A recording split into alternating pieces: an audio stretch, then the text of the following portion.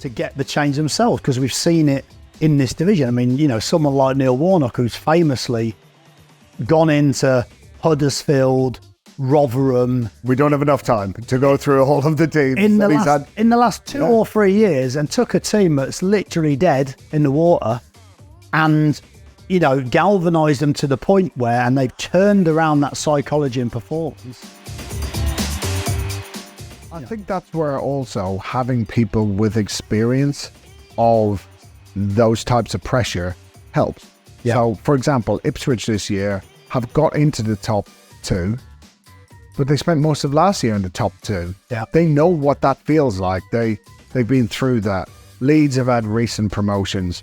Southampton have got certainly very good players, but now they're being tested as they've not been in this type of pressure before.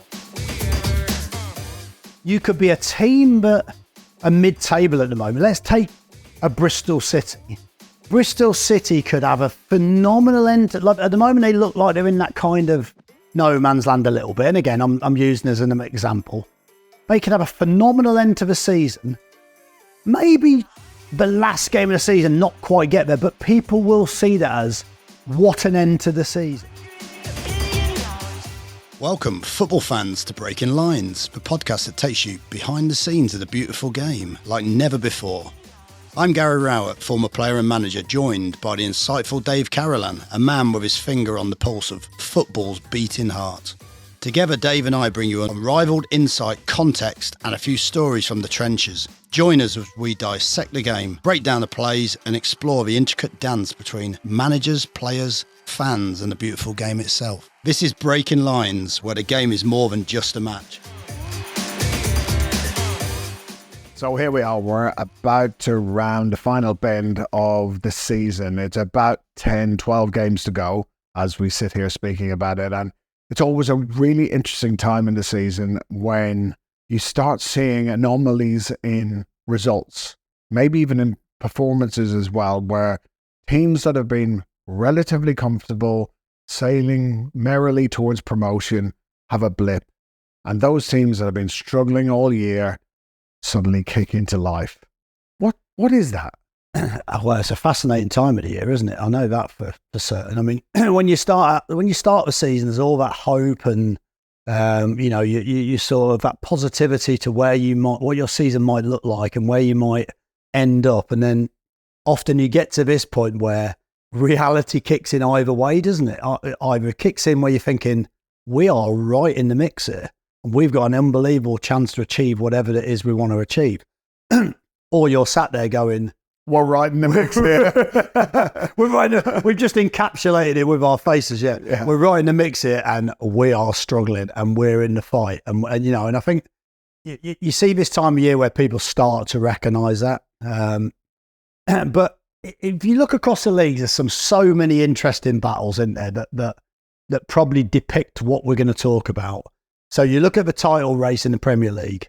You look at Arsenal, Man City, and Liverpool, that are neck and neck, that every week a big game comes up and you realise these are now slightly more defining than perhaps they were 10, 12, 15 games ago.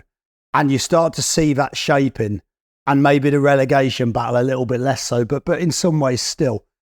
But the Championship's always the one, isn't it, where you look and you go, I mean, when you talked about anomaly results or strange results, if you take recently in the Championship, virtually every team, probably 5 out the bottom 6 have all won. That tells you what a competitive league it is and why people talk about the Championship as probably the toughest league in the world, which I always think is a little bit over. I think it's the way it felt. Having spent nearly 20 odd years in it. Yeah. But it's true, there is an element of that, isn't there? But teams at the bottom, and that's why, because teams at the bottom can beat the teams at the top. You look at the top teams are fighting out, probably 4 teams are fighting out for those top places, which I don't necessarily think will change whenever you talk about that, which is Leicester, Leeds, Southampton and Ipswich. I mean, credit to Ipswich, because everyone almost felt they were going to be out of it, and they're now still on to potentially win the league. It's amazing. Really. It's amazing. So, and it's probably the teams around the middle that are probably in no man's land at the moment. And you know, even though some are going for playoffs, there's 4 or 5 that are kind of not going for anything.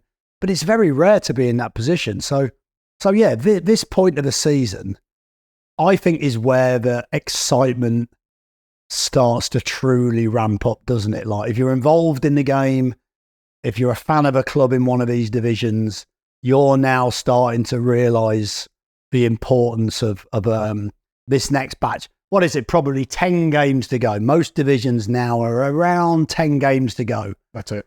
And as someone working in football, when it gets to single figures, that's when it starts to become real, doesn't it? Your holiday's around the corner. Either way. Should you not be battling for permanent or not semi-permanent, depending on the results. And but you also know when the real true games are coming as well, and it's a brilliant position to be in. Well, it's a brilliant position to be in if you're at the top, but not so much when you're down the bottom. And as you just mentioned there, like, we've seen 5 or 6 of the teams at the bottom all win, but not only win once, but win multiple times in a short space of time. Interestingly as well, we've seen teams at the top have a wobble. The kind of Southampton losing a number of games, Ipswich faltering a little bit. We even seen Leicester losing back-to-back games, having been near on impossible to even get a draw against this year. Why do you think we get to this point and we're seeing both things happen at the same time, and normally one to the other, a team at the bottom suddenly beating a team at the top, whereas earlier this season, that was never happening? No, I think there's very different psychologies in some ways. So if you look at the teams at the top, of course, now's the time that people, if you've got 20 games to go, no one's talking about the home stretch, or no one's talking about the final bend. No one's talking about should get promotion. No one's talking about, maybe they're having a wobble. So you haven't got these sort of external narratives being put upon the team. And that's players, manager, staff, everyone who's aware of what that sort of outside noise sounds like and looks like. And you can say whatever you want inside a club. You can't avoid it. It's like we spoke about previously. So if you're now one of those teams, different types of psychology, isn't there? If you're the top team, like a Leicester, who look like they're absolutely romping away with it, and now everyone's starting to talk, maybe they're not. Maybe you've got something in the palm of your hands, and I know this doesn't work like this when you're involved in it, but outwardly, you've got something in the palm of your hands. Now you start to go, I've just got to protect it a little bit more. Or I don't want to lose that now. You've got some, you haven't got anything at the moment, have you? But in theory, you've got something, and it's yours to lose. And people often use that saying, don't they? It's Leicester's to lose now. Well, that adds a very different psychology on it. And no matter how good you are at maintaining that status quo and that equilibrium amongst the group and the club, that noise starts to edge away at people, and it starts to affect performances. And it starts, you go a goal down early in the game, and it starts to magnify how people feel and that psychology. So I think it's a really interesting one when you've worked so hard. No one talks about the fact that you've done so well to get to that point. Now you've got something to lose. And I think that's a very different feeling to either you're chasing to get into those positions, or you're down the bottom now with nothing to lose. Because everyone's essentially, people have wrote you off now. So it's the opposite psychology, isn't it? People have wrote you off. You've got nothing you can see it as a manager. You can hear the team talk, can't you? We've got nothing to lose now, guys. That'll come from the players. That'll come from the manager. That'll come from the staff. We've got nothing to lose. What have we got to lose? And so all of a sudden, you've got, in a strange way, you have a period of time where there's maybe up until 3 or 4 games to go, you have a little bit of freedom. So it shifts along that life cycle of a season, doesn't it? But you see those teams at the bottom. I mean, you look at, again, the Championship recently.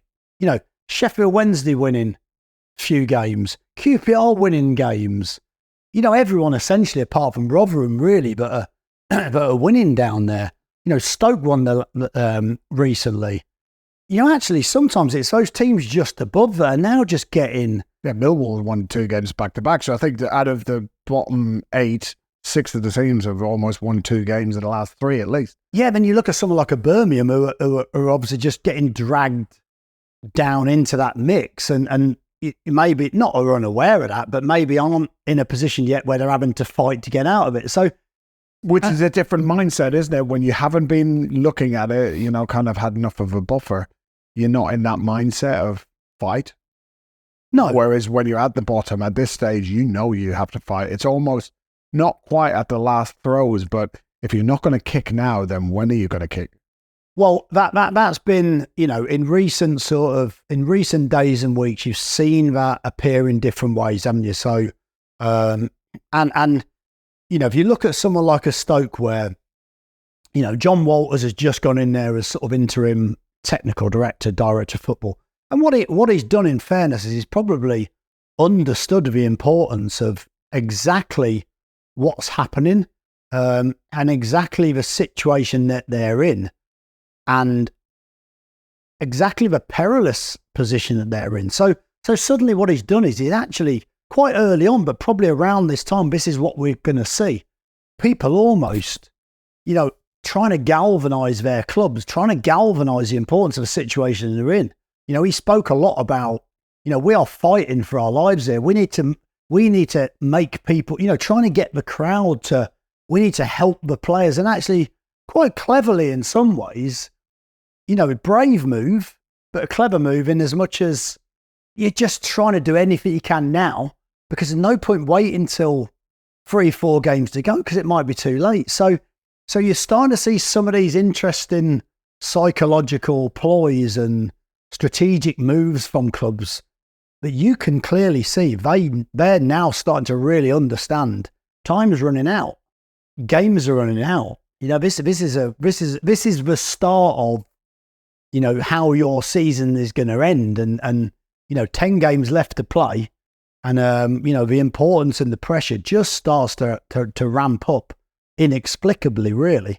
Yeah, I've always found it really fascinating that working inside clubs, and when you're either in potential promotion race or in relegation trouble, that the word, whether it's the P word or the R word, whatever you want to say, is almost a taboo subject. You're not allowed to use the P word or the R word.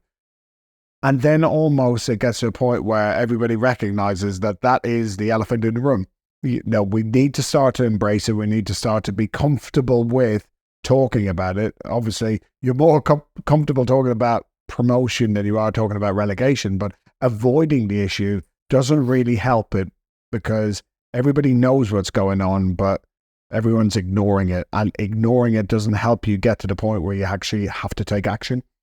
No, because again, we've been involved in these situations where, as a club, you know what's at stake. You know the prize at the end of it, or the potential pitfalls at the end of it. But I think there's so we all know that promotion. The promotion, the feeling of promotion, the feeling of achieving something over a course of a season, and what that gives your club, in terms of finances and elation and celebration for the fans, and moments that they'll never forget.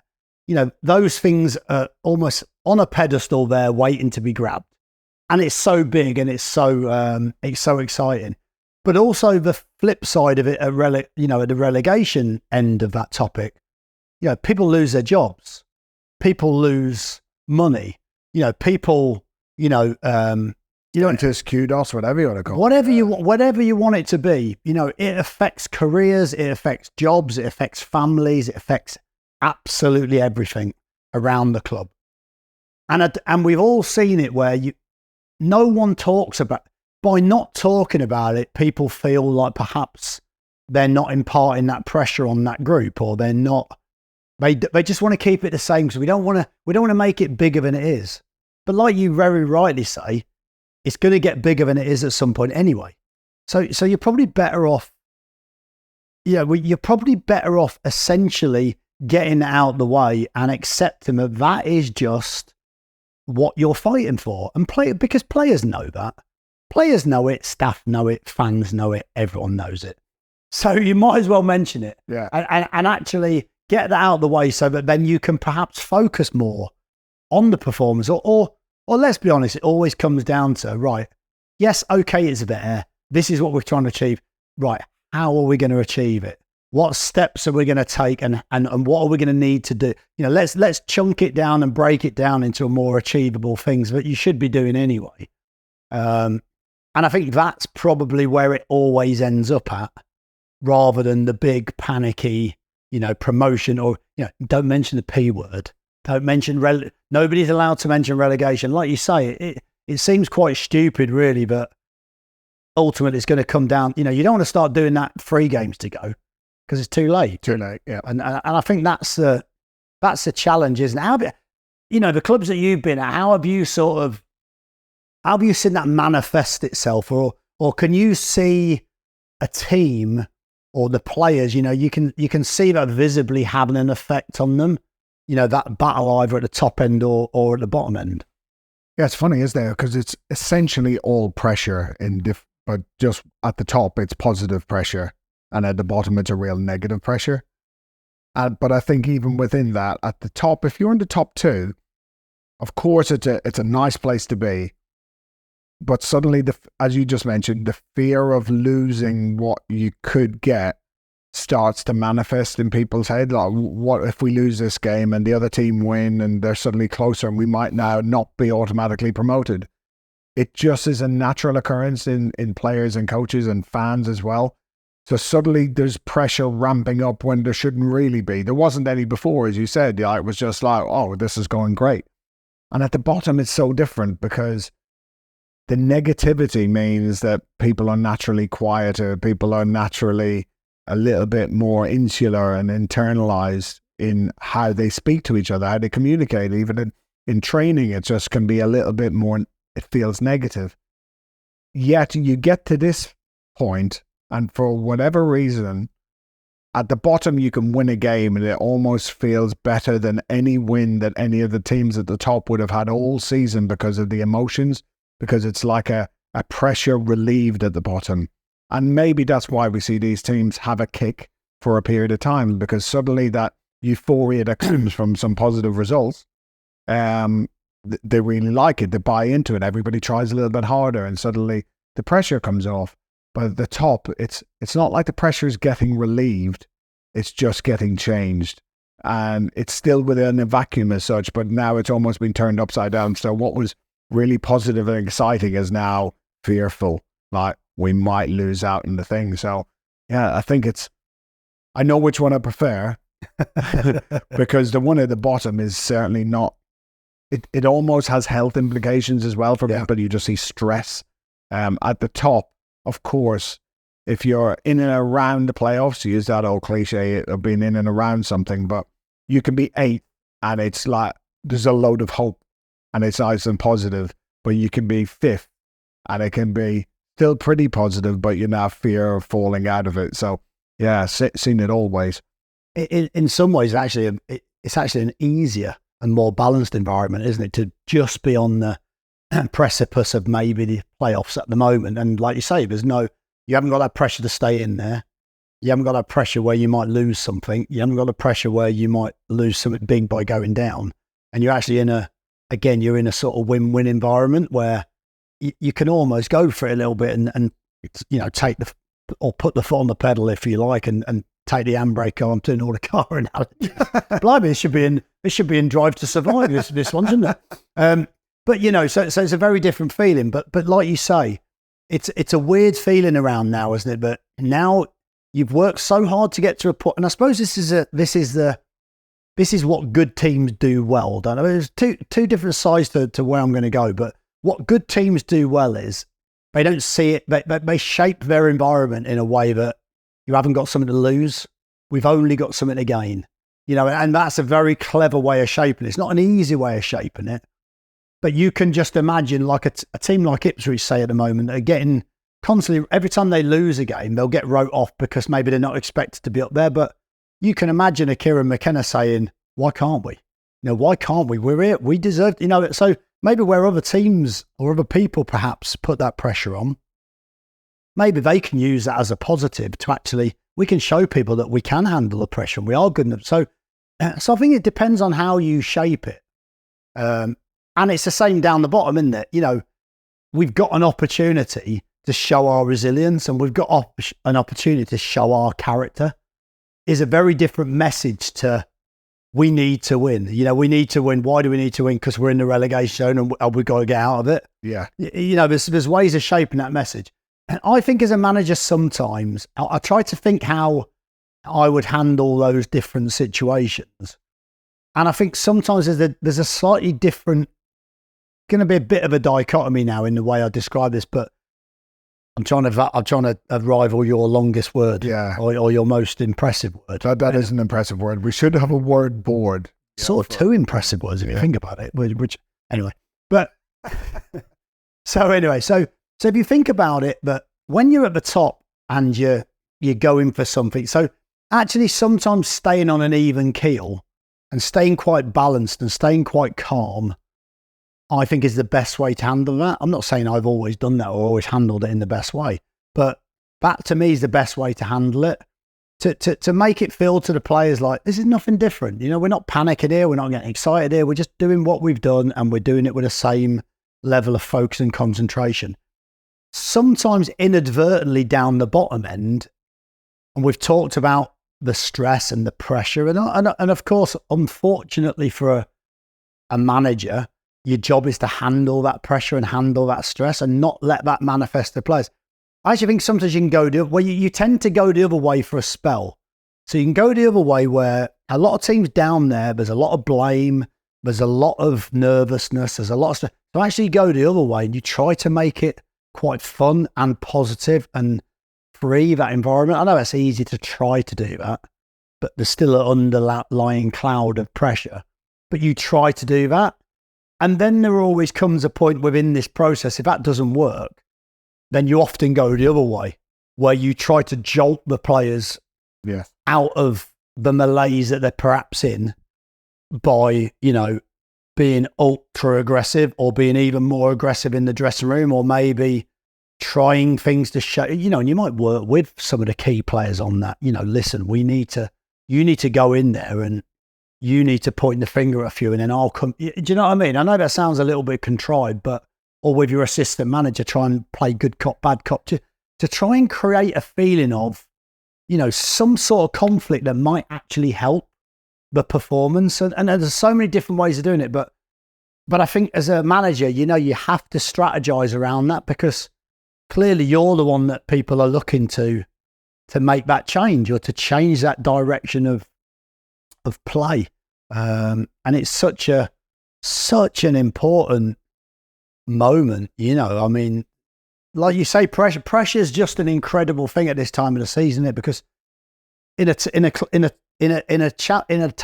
league like the Championship, every team really is sort of under some sort of pressure in different ways. I think it's a great kind of vision.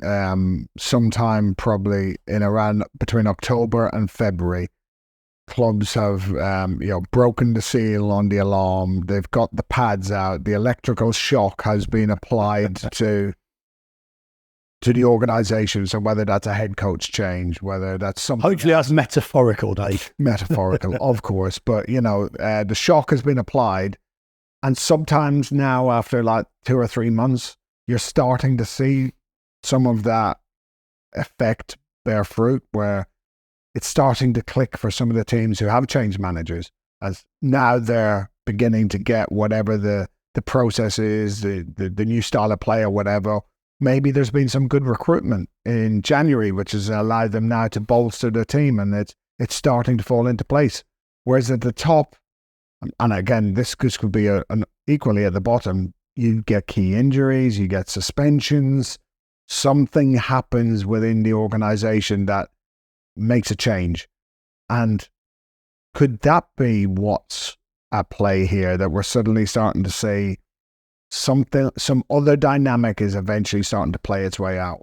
Yeah, I think so. But I think also, you know, I think this, I might be wrong, but I think there's something where if you take maybe the top 3 or 4 out of this equation, that the bottom teams tend to get more points towards the end of the season than often those sort of mid to top end table teams. And I think it just simply comes down to desperation. You know, we've been at clubs before where, you know, when you turn up at a game, it's the same sort of theory as you turn up at a game and you've lost a couple of games or you've been beaten heavily. And that week you can see an additional focus on the players. You can see they start to understand we need to bounce back. And it just feels like there's an extra drive and there's an extra, maybe desperation is not the word. Maybe it's a determination to win that 50-50 challenge or to get to the ball and react first or to move in a slightly more dynamic way because there's a heightened importance on that next result. And we all see it where a team, you know, after a bad result or a bad run of results has one performance where you go, wow, they look like they are a team desperate for 3 points. And you can see sometimes there's a psychological change. It doesn't always come from the head coach or the manager. Sometimes the players do that on their own. They understand the importance. Yeah, quite often the penny drops, the realization comes, maybe the R word or the P word has manifested itself. Yeah. Well, or as a championship now with the £20 no drops. yeah. It's moved a long way from a penny dropping. But you're right. And so there's a real interesting psychology around now. So a lot of the teams down the bottom are so and their importance of their results are so much more than a mid-table team who probably thinks they're not going to get in the playoffs. You know, maybe they'll every now and then put on a show or because there's less pressure. But overall, there's a real desperation down the bottom and it becomes a real bun fight to just keep which team can get the result to get them out of it. But it doesn't take them out of it for long, does it? So it's an extended pressure, I think. So it's really interesting psychologically at this stage of the season. Like you say, there's so many factors. A team could have a star signing that they signed at the start of the season that's now back from injury. And that gives them, you know, a club could have decided that they have to do something different. And that's an important part is what point does a club start to panic and pull the trigger and sack a head coach manager to get the change themselves, because we've seen it in this division. I mean, you know, someone like Neil Warnock, who's famously gone into Huddersfield, Rotherham. We don't have enough time to go through all of the teams. In the last 2 or 3 years, and took a team that's literally dead in the water and, you know, galvanised them to the point where, and they've turned around that psychology and performance and got clear. You know, so when do you make that decision? You know, so there's so many factors at play that you know, I think are really important. We also sort of we touched on this before as well, is that, you know, when you're a team that actually towards the end of the season that you could have had an incredible season. I think you mentioned it before. We could have had an incredible season, maybe lose out on the last moment, and that season feels like a failure. Like us last year. We had it last year. I wasn't actually using that as an analogy, but it was probably the best one to use. And then a team down the bottom who can, let's take a Birmingham before we got there, where they survived on the last almost kick of the season, game. Yeah. And it felt like they'd been promoted. And I understand the importance of that moment to that club. But it's really interesting, isn't it, how that's shaped and formed. Yeah, I mean, when you sit in the dressing room after, say, us last year, and it's devastation with the result because you've worked so hard to get yourself in a position to achieve so much. And for whatever reason, it plays out as it did. But you will look equally at celebrations that are happening on the TV in front of you and see a team that stayed up. I was at Colchester. We stayed up with 10 minutes to go of the last game of the season versus Preston, who are going for automatic promotion. What did that feel like? So on the bench, what did that feel like, that moment? Did that feel better than it was? What? Well, it didn't help that Chris Porter missed a penalty about 10 minutes before we scored the actual goal or something. But what I'm saying is, did that feel like, almost relate that to when you've been promoted? Did it feel similar in that moment?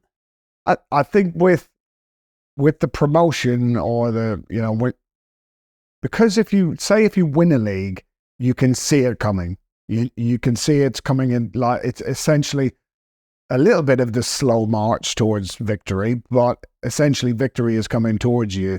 Whereas on that day, it was literally a Russian roulette game. Both teams had to win to achieve whatever they wanted. And I suppose when you're counting down, you're looking at the clock and you're watching it count down and you're eventually going relegation, relegation, relegation. And then in one moment, it changes to staying up. It's like the Aguero goal, winning the league for Man City. It's like hoping, but kind of beyond all hope, because everything else has to absolutely perfectly work for you. I spoke to someone the other day, just on that. I spoke to someone the other day, and they were with a team, but I think they needed to win on the last day of the season, and they needed other teams to lose to go up automatically. Otherwise, they're in the playoffs. And they were winning their game, and their game had finished. And the other game was, I think one team was losing, the team that they wanted to lose. And they were celebrating on the pitch, and the fans were celebrating on the pitch. And what they didn't realise is that a team had actually equalised in those pursuing moments. So it changed the outcome. And then that team ended up scoring a winner in like the 97th minute, but no one was aware of.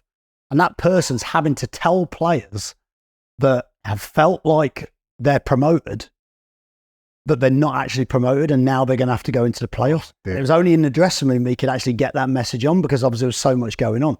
And there's some iconic, like you say, the Aguero moment. There's some iconic moments where a 46 or a 38 game, whatever game season, how amazing is that when you think the whole season can be defined in one final kick or final moments? Isn't it amazing? You'd think that every season just numerically would be decided before that moment, wouldn't you? Because the law of averages suggests it won't ever come down to the last kick or the last few moments. We've seen some amazing scenes, haven't we? Well, we don't want to kill another episode, like when we could probably talk about great season finales or anything. Yeah. But I just want to take up one kind of a part of that, which is the points that you need at the end of the season are also the points that you almost didn't necessarily write off earlier in the season, but the 3 points in the fourth game that you didn't get, the late equalizer in the seventh game that meant you got a draw rather than a win,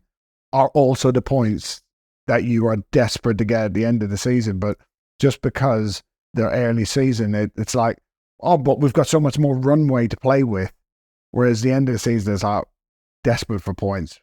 Where are they? Well, they're probably the ones that if you had just run a little bit harder, if you had just not made certain decisions in certain games, you would have had earlier in the season. And maybe there's a certain part of that now really it's come down to there is no wriggle room. With 10 games to go, with 6 games to go. At this stage, teams are just trying to position themselves so whatever that high tide mark is that they think they need to get for points. So let's say this year in the championship, it could be 52 points. It could be a really high level this year. Highest ever. Yeah, for teams to stay up. And if you don't get them now, if you don't start accumulating, you're going to miss out.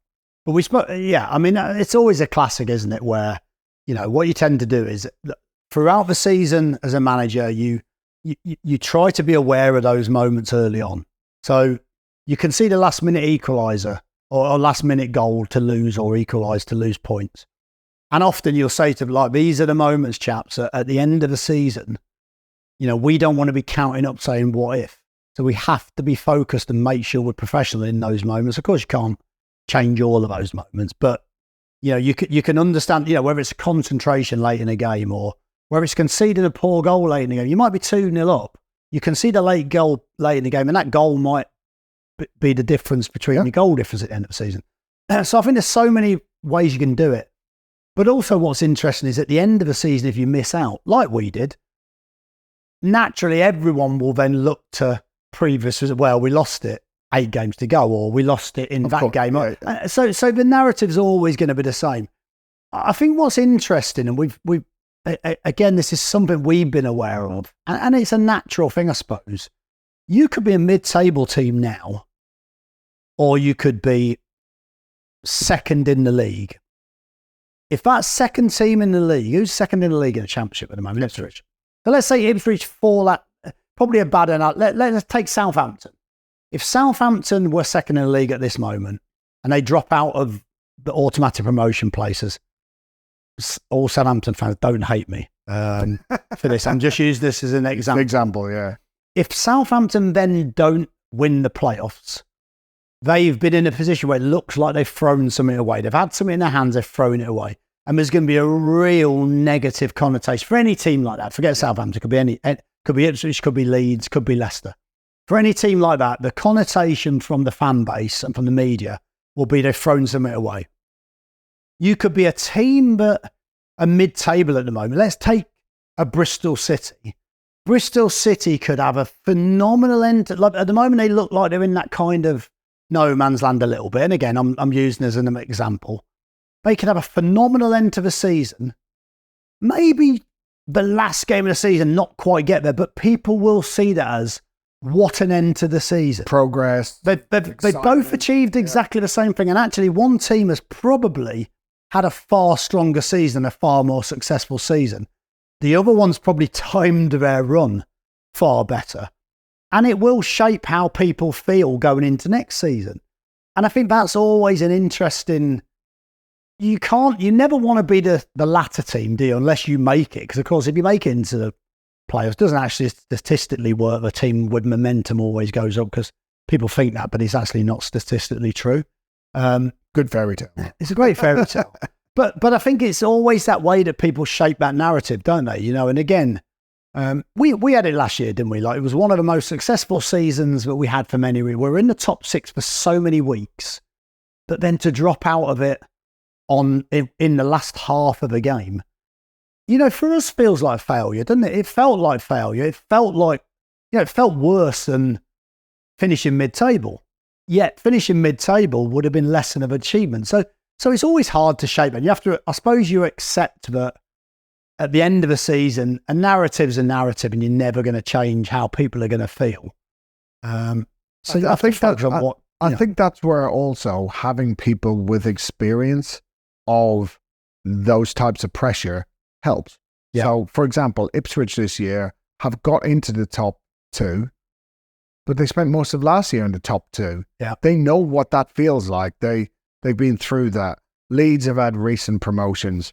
Southampton have got certainly very good players, but now they're being tested as they've not been in this type of pressure before. Obviously, they were in the negative pressure last year of being relegated, so I know which one they probably prefer to be in. But they're in very, very different spaces. And even at Leicester, they've got players there who won the Premier League. They know what winning titles kind of looks like as a club, and certainly as staff, and certainly some of the players. I think the challenge comes for other teams where they don't have as much experience. And certainly we spoke about it, didn't we? Where we were trying to get the top 6 and could never break into it. Then the season before last, we broke into it a couple of times, but fell out of it. And then last year, we managed to get ourselves established in there for a period of time, but couldn't sustain it. And that's part of, you know, developing a team and a club, and everybody's learning in those situations. And it's only when you get to the point where you start experiencing those pressures, you find out whether your pressure is going to make a diamond or it's going to make coal and dust. Yeah, it's a good point, because, and there's some good examples of that as well. If you look at Luton didn't quite make it one season, got in the playoffs, couldn't quite do it. The next year they learned from that and managed to get up. So Coventry, interesting to see whether they can do it this year. Last year, of course, they were the losing finalists to Luton, I believe. And then, you know, maybe this year might be the year that they've learned from those experiences. It'd be a really interesting one in the Premier League, because Arsenal, actually, if you think about it, Arsenal last year didn't quite do it, but were close.